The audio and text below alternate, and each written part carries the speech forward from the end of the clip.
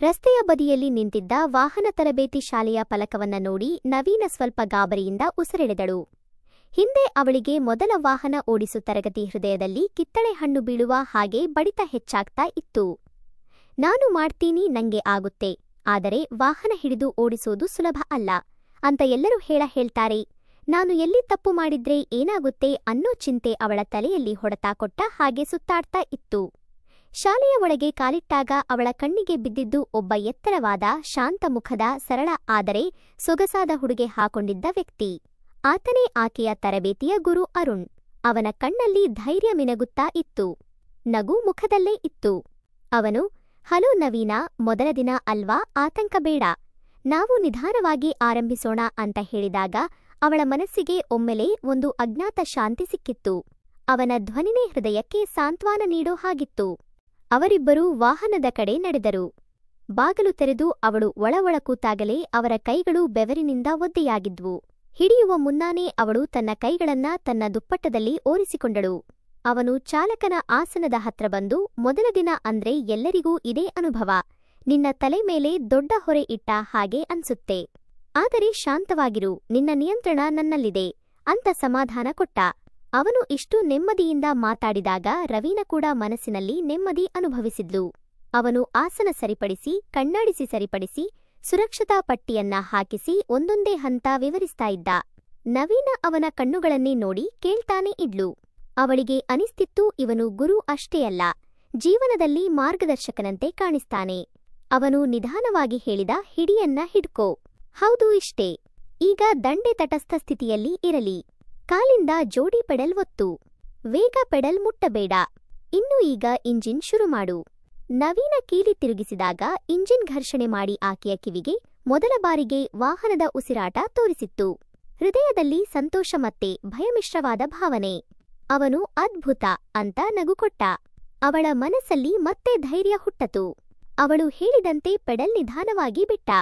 ಕಾಲಿಂದ ವೇಗ ಪೆಡಲ್ ನಿಧಾನವಾಗಿ ಹೊತ್ತಿದಾಗ ವಾಹನ ಮೃದುವಾಗಿ ಮುಂದೆ ಹರಿಯೋದಕ್ಕೆ ಶುರು ಮಾಡ್ತು.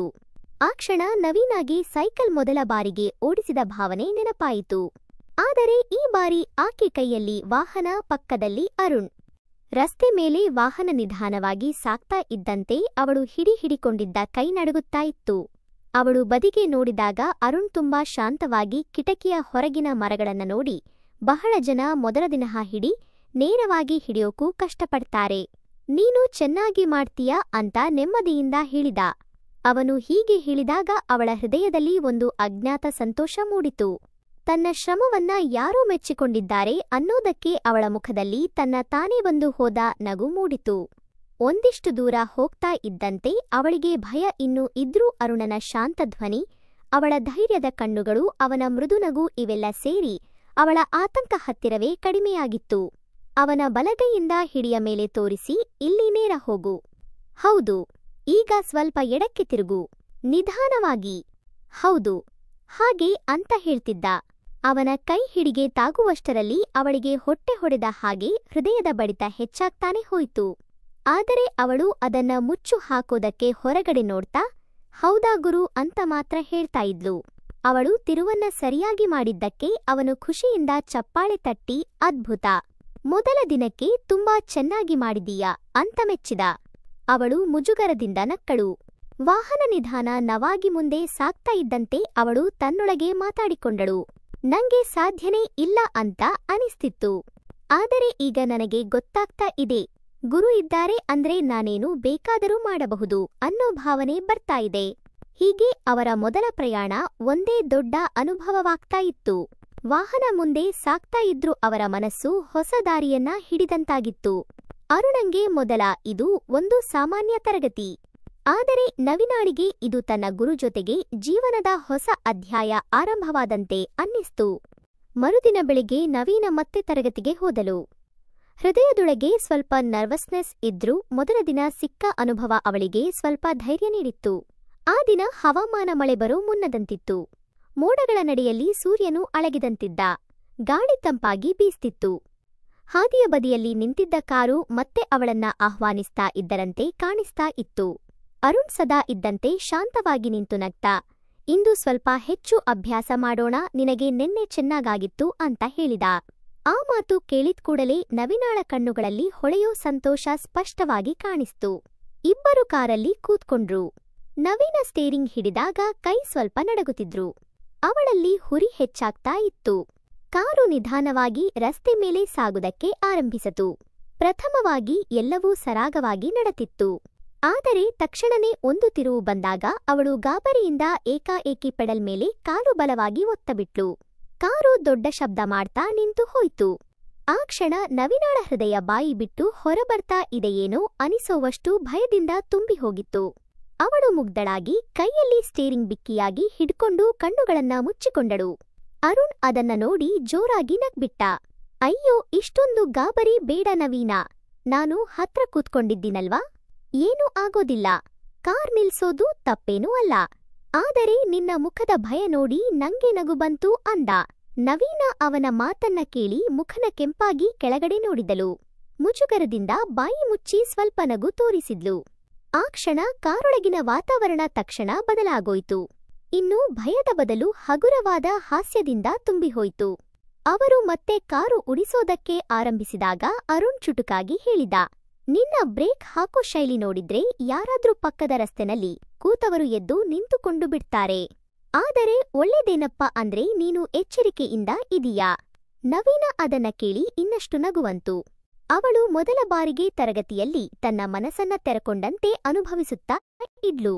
ಹಾಸ್ಯದಿಂದ ಕೂಡಿದ ಆ ಸಣ್ಣ ಕ್ಷಣ ಅವಳ ಭಯನ ಕರಗಿಸಿತ್ತು. ಅವಳ ಮನಸ್ಸಿನೊಳಗೆ ಅನ್ಕೊಂಡಳು, ಈ ಗುರುಗಿಂತ ನನಗೆ ಇನ್ನೊಬ್ಬರಿಂದ ಕಲಿಯುವುದಕ್ಕೆ ಸಾಧ್ಯವಾಗ ಆಗೋದೇ ಇಲ್ಲ. ಅವನು ನಗಿಸ್ತಾನೆ, ಭಯ ಕಡಿಮೆ ಮಾಡ್ತಾನೆ, ನನ್ನ ತಪ್ಪನ್ನ ಸುಲಭವಾಗಿ ಸರಿಪಡಿಸ್ತಾನೆ. ಕಾರ್ ಮುಂದೆ ಸಾಗ್ತಾ ಇದ್ರೂ ಅವಳ ಹೃದಯದಲ್ಲಿ ಆ ದಿನ ಒಂದು ಹೊಸ ಬಾಂಧವ್ಯ ಬೆಳೆಯುವುದಕ್ಕೆ ಆರಂಭಿಸಿತ್ತು.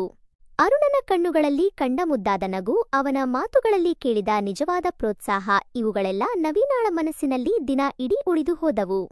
3ನೇ ದಿನ ತರಗತಿ ನವೀನಾಳ ಜೀವನದಲ್ಲಿ ಒಂದು ಹೊಸ ಬಣ್ಣ ತುಂಬಿದಂತಾಗಿತ್ತು. ಹಿಂದಿನ ದಿನದ ನಗು, ತಪ್ಪು, ಪ್ರೋತ್ಸಾಹ ಇವೆಲ್ಲ ನೆನಪಾಗಿ ಆಕೆ ಸಂತೋಷದಿಂದ ತರಗತಿಗೆ ಬಂದು ಕೂತ್ಕೊಂಡಳು. ಕಾರ್ ಹೊರಟ ತಕ್ಷಣ ಅರುಣ್ ಗಂಭೀರವಾಗಿ ಹೇಳಿದ, ಇವತ್ತಿನ ಹಿಡಿತ ಬಲವಾಗಿರಬೇಕು. ಸ್ಟೇರಿಂಗ್ ಮೇಲೆ ನಿನ್ನ ಸಂಪೂರ್ಣ ನಿಯಂತ್ರಣ ಇರಬೇಕು. ನವೀನ ತಲೆ ಆಡಿಸಿದ್ಲು. ಆದರೆ ಒಳಗಿಂದ ಇನ್ನೂ ಸ್ವಲ್ಪ ಭಯ ಇತ್ತು. ಅವನದನ್ನ ಅರಿತುಕೊಂಡಂತೆ ನಗ್ತಾ, ನಿನಗೆ ಆಗುತ್ತೆ. ನಿನ್ನೊಳಗೆ ಭಯಕ್ಕಿಂತ ಹೆಚ್ಚು ಶಕ್ತಿ ಇದೆ ಅಂತ ಹೇಳಿದ. ಆ ಮಾತು ಅವಳ ಹೃದಯದಲ್ಲಿ ಆಳವಾಗಿ ಬಿದ್ದಿತ್ತು. ಅವಳು ನಿಧಾನವಾಗಿ ಡ್ರೈವ್ ಮಾಡ್ತಾ ಇದ್ಲು. ಒಂದು ಸಂದರ್ಭದಲ್ಲಿ ಅವಳ ಕೈ ಸ್ಟೀರಿಂಗ್ ಮೇಲೆ ತಪ್ಪಾಗಿ ಜಾರತು. ಆ ಕ್ಷಣ ಅರುಣ್ ತನ್ನ ಕೈಯನ್ನ ಮುಂದೆ ಚಾಚಿ ಅವಳ ಕೈ ಹಿಡಿದು ಸರಿಯಾಗಿ ಹಿಡಿಯುವಂತೆ ಮಾಡಿದ. ಆ ಸ್ಪರ್ಶ ನವೀನಾಳ ಹೃದಯವನ್ನ ತೀವ್ರವಾಗಿ ತಟ್ಟಿದಂತಾಯಿತು.